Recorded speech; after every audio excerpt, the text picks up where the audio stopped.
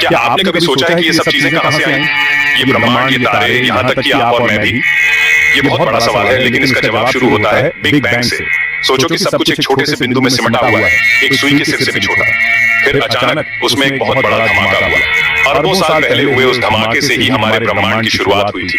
Big bang उस तरह का धमाका नहीं था जैसा हम धरती पर देखते हैं। ऐसा नहीं था कि कोई चीज अंतरिक्ष में फट गई हो, क्योंकि उस समय अंतरिक्ष था ही नहीं। बिग बैंग ने खुद अंतरिक्ष को बनाया और सब कुछ फैलना शुरू हो गया। एक गुब्बारे को फूलते हुए कल्पना करो, कुछ ऐसा ही हुआ था और आज भी हमारा ब्रह्मांड इसी तरह फैल रहा है। इसी विस्तार के कारण वैज्ञानिक बिग बैंग को मानते हैं। हम अब भी उस अविश्वसनीय धमाके की धुंधली चमक देख सकते हैं, जैसे कोई ब्रह्मांडीय गूंज। इसे कॉस्मिक माइक्रोवेव बैकग्राउंड रेडिएशन कहा जाता है और यह अंतरिक्ष में हर जगह मौजूद है। तो अगली बार जब आप रात के आकाश को देखें तो याद रखें कि यह सब एक धमाके से शुरू हुआ था, एक बहुत ही बड़े धमाके से। बिग बैंग के बाद ब्रह्मांड गर्म गैस और छोटे छोटे कणों से भर गया था, लेकिन लाखों वर्षों में गुरुत्वाकर्षण, वह शक्ति जो चीजों को नीचे गिरने पर मजबूर करती है, ने इन कणों को एक साथ खींचना शुरू कर दिया। वे बड़े और बड़े बादलों में बदलते गए और ज्यादा गर्म और घने होते गए। आखिरकार ये बादल इतने गर्म और इतने कसे हुए हो गए कि एक अद्भुत घटना घटी, वे तारों में बदल गए। तारे जलती हुई गैस के विशाल गोले होते हैं, जिनमें ज्यादातर हाइड्रोजन और हीलियम होती है। वे हमारे सूर्य की तरह ही चमकते हैं, प्रकाश और गर्मी देते हैं। एक तारे के अंदर एक विशाल बिजली घर की तरह होता है। परमाणु पदार्थ के छोटे छोटे निर्माण खंड एक प्रक्रिया में एक साथ टकराते हैं, जिसे परमाणु संलयन कहा जाता है। इससे भारी मात्रा में ऊर्जा निकलती है, जो तारों को इतना चमकीला और गर्म बनाती है। तारे ब्रह्मांडीय रसोई की तरह हैं, जहां भारी तत्व पकते हैं। हमारे शरीर में मौजूद कार्बन, हम जो ऑक्सीजन लेते हैं, गहनों में लगा सोना, ये सभी तत्व तारों के अंदर बने थे। एक तरफ जहां तारे बन रहे थे और चमक रहे थे, वहीं हमारा अपना सौर मंडल भी आकार ले रहा था। गैस और धूल का एक विशाल बादल जो सूर्य के जन्म के बाद बचा था, हमारे युवा तारे के चारों ओर घूम रहा था। इस घूमते हुए बादल के भीतर गुरुत्वाकर्षण ने फिर से अपनी भूमिका निभाई। धूल और बर्फ के कण आपस में टकराते और चिपकते गए और समय के साथ बड़े होते गए। ये बढ़ते हुए झुंड अंततः ग्रह बन गए, जिनमें हमारी अपनी पृथ्वी भी शामिल है। लेकिन पृथ्वी अकेली नहीं थी।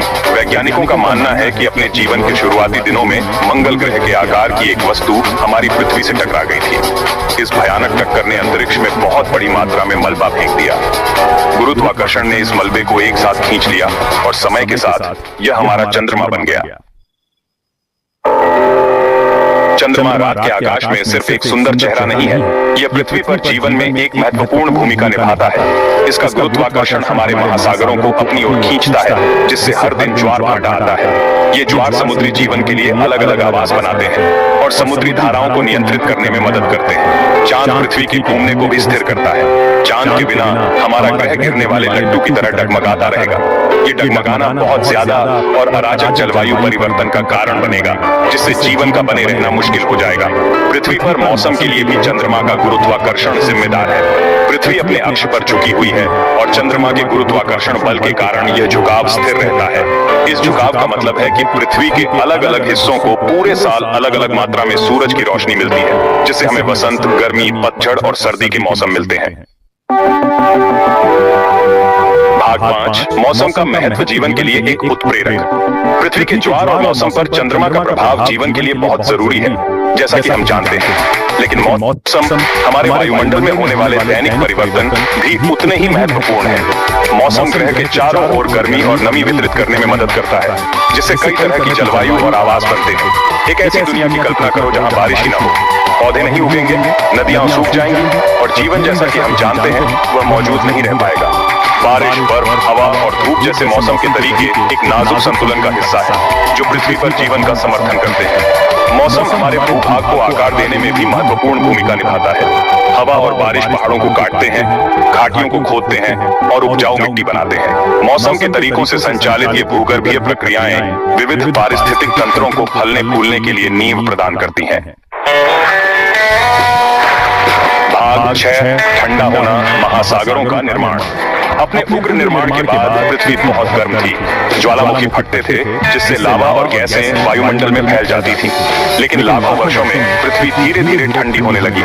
जैसे जैसे पृथ्वी ठंडी हुई, वायुमंडल में मौजूद जल वाष्प संघनित हो गया। इसका मतलब है कि यह गैस से वापस तरल में बदल गया।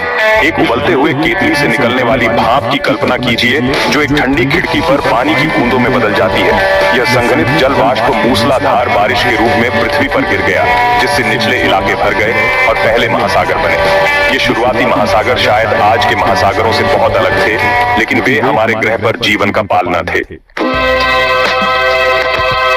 भाग 7, महासागरों में जीवन साधारण शुरुआत से। शुरुआती महासागर जीवन के लिए मूलभूत सामग्रियों से भरे हुए थे। पानी, घुले हुए खनिज और सूर्य से ऊर्जा। इसी प्राचीन सूप में पृथ्वी पर सबसे पहले जीवन का उदय हुआ था। जीवन के पहले रूप सरल एकल कोशिका वाले जीव थे, जो आज हम सबसे छोटे बैक्टीरिया से भी बहुत कम जटिल थे। जीवन के ये प्रारंभिक रूप अपने परिवेश से ऊर्जा का उपयोग करने और खुद को दोहराने में सक्षम थे। अपनी आनुवंशिक जानकारी अपने वंशजों को देते थे। लाखों वर्षों में जीवन के ये सरल रूप विकसित और विविध हुए। कुछ ने प्रकाश संश्लेषण की क्षमता विकसित की। ऊर्जा का उत्पादन करने के लिए सूर्य के प्रकाश का उपयोग करना, ठीक वैसे ही जैसे पौधे आज करते हैं। इस प्रक्रिया ने महासागरों में ऑक्सीजन छोड़ी, जिससे अधिक जटिल जीवन विकसित हो सका। भाग 8, ऑक्सीजन, जीवन की सांस। पृथ्वी पर अधिकांश जीवन के लिए ऑक्सीजन आवश्यक है। हमें सांस लेने, ऊर्जा पैदा करने और अपनी कोशिकाओं को शक्ति देने के लिए इसकी आवश्यकता होती है। लेकिन क्या आप जानते हैं कि ऑक्सीजन हमेशा से पृथ्वी के वायुमंडल में मौजूद नहीं थी? जीवन के शुरुआती रूपों, जैसे कि वे पहले एकल कोशिका वाले जीव को जीवित रहने के लिए ऑक्सीजन की आवश्यकता नहीं थी। वास्तव में ऑक्सीजन उनके लिए जहरीली थी। लेकिन जैसे जैसे प्रकाश संश्लेषक जीव विकसित हुए, उन्होंने अपने ऊर्जा उत्पादन के उपोत्पाद के रूप में ऑक्सीजन छोड़ी। लाखों वर्षों में महासागरों और वायुमंडल में ऑक्सीजन का स्तर धीरे धीरे बढ़ता गया। इसने ऑक्सीजन से सांस लेने वाले जीवों के विकास का मार्ग प्रशस्त किया, जिसके कारण अंततः पौधों और जानवरों की विविधता देखने को मिली जो आज हम देखते हैं। भाग 9, हमारी सुरक्षा, कवच, वायुमंडल। जीवन के शुरुआती रूपों द्वारा छोड़ी गई ऑक्सीजन ने न केवल विकास के पाठ्यक्रम को बदल दिया, इसने पृथ्वी के वायुमंडल को आकार देने में भी महत्वपूर्ण भूमिका निभाई। जैसे जैसे ऑक्सीजन का स्तर बढ़ता गया, पृथ्वी की सतह से बहुत ऊपर एक नई परत बनी, ओजोन परत। ओजोन परत एक विशाल सनस्क्रीन की तरह काम करती है, जो हमें सूर्य से आने वाली हानिकारक पराबैंगनी यूवी विकिरण से बचाती है। यूवी विकिरण डीएनए, हमारी कोशिकाओं में आनुवंशिक सामग्री को नुकसान पहुंचा सकता है, जिससे त्वचा कैंसर और अन्य समस्याएं हो सकती हैं। वायुमंडल अपने जीवनदायिनी ऑक्सीजन और सुरक्षात्मक ओजोन परत के साथ एक नाजुक संतुलन है। ये हम पर निर्भर है कि हम इस अनमोल ढाल की रक्षा करें, ताकि आने वाली पीढ़ियों के लिए पृथ्वी पर जीवन फलता फूलता रहे।